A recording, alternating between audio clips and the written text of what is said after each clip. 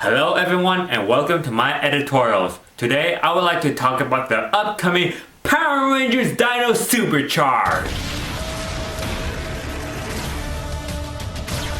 Ever since Super Megaforce, I started to lose faith in the franchise. When Dino Charge was announced, I was like, there's no way this will make up for what it did.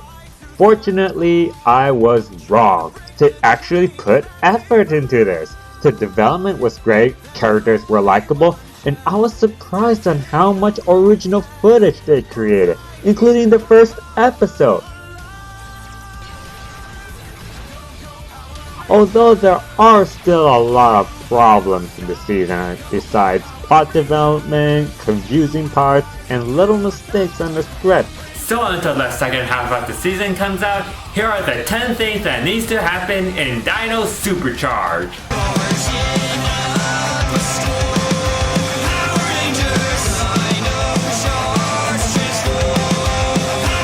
Fix the morphing scenes. The first time I saw their official morphing scene, it felt weird. I mean, why did they go from black spandex, then white spandex, then glowing spandex? Is it because they don't have enough money to do all those little edits? Also, it felt long. Samurai's morphing scene took 19 seconds, Megaforce took 8 seconds for each person, and Dino Charge took 17 seconds. That's like only 2 seconds shorter than Samurai. And in some episodes, they had to cut out parts of the morphing scene in order to fit the other scenes to get the perfect episode length. And speaking of cutout, let's do a 1.5 to make the Morph and Megazord battles longer. I hate it when it's so short and anticlimactic. Now what you're gonna see next is this video that I just edited out from a morphing scene, and I'm gonna put this timer right here to see how much shorter it is compared to the official one. Energize! Unleash the power!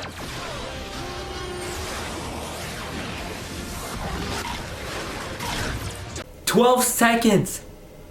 That was 12 seconds! 5 seconds shorter than the official one! You could have saved that much time on Morph and Megazord fight scenes!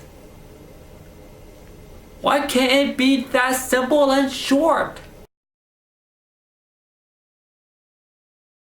No more hiatus. I hated the fact that they have to do this kind of stuff since Neo Saban emerged and started Samurai, or Super Samurai, making us wait for months for the next episode to come out.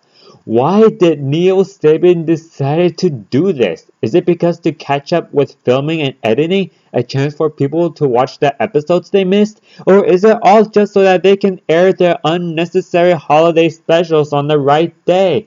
Do you see any of the previous seasons do something like this? You know, it would be better if you never split it into 2 separate seasons. And also, no more holiday specials.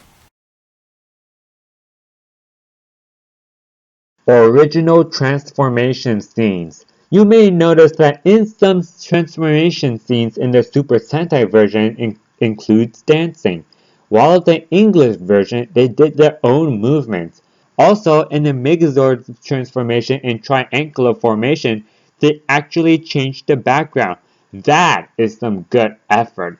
Unfortunately, they didn't do the same to the rest of the transformation, especially patchy angular formation, which felt out of place and unrelated to the dinosaur theme. Since there will be a new transformation which includes dancing in Super Sentai, I hope Saban will use their money and effort wisely to create their own original transformation scenes. More Keeper scenes. I really like him as a mentor, and many teams thought of him as the 10th best mentor in the whole franchise. He tells good lessons, very helpful to the Rangers, teleports, and he kicks ass. The problem is that he barely gets any screen time. He only fights in the first and last episode of the first season, and in between them, he only appears for a few minutes or even seconds just to tell a lesson. I want him to appear more in the next season, not just to tell lessons, but also have character development, or even become a ranger. More shovel fights. When I saw Tyler use a shovel to fight, I was stoked. I was even more stoked when I saw more shovel fights. Man, those shovels are so awesome! I don't know why Super Santa never made a charger or a weapon out of it. Couldn't that be more awesome? And besides, shovels, dinosaurs, see the connection?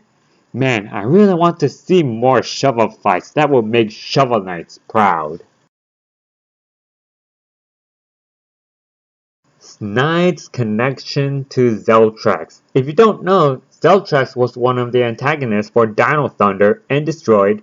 Snide is an upcoming main antagonist for Dino Super Charge.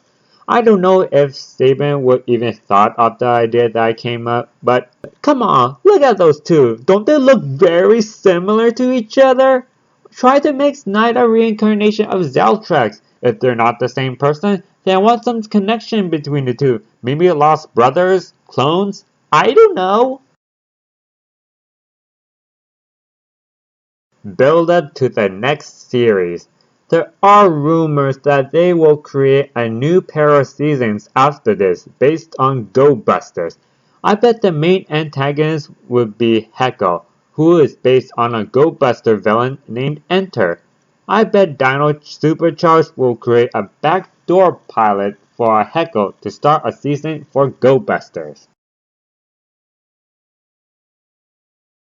Talon Ranger joined the team. There are rumors that the Talon Ranger, also the Navy Ranger or Death Cruiser, the power of the Spinosaurus will appear for Dino Super Charge. I don't just want to become a villain, but also want to become an ally. Make it do something like an extra Energem is in control of an enemy and the Ranger had to defeat it. Then someone like Riley's brother, oh please let that happen, to become the 11th Ranger. It will be a great asset for the final battle. Tyler and Shelby Cannon. Come on, who doesn't want those two to become a couple? Like, a legitimate couple. Like, in Mighty Morphin, they actually have a kiss scene. But over time, they start to become more overprotective in the kids' well-being and erase kissing and even start erasing confession scenes too. I mean, have you watched Legend of Korra, Saban? And I'm talking to you too, Nick. If you're still not sure of a kiss scene, that's fine. Just keep the confession scene. That will give people more closure.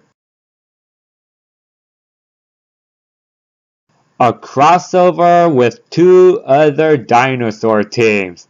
Yes, this absolutely needs to happen. A crossover with Dino Charge, Dino Thunder, and Mighty Morphin because they use dinosaurs.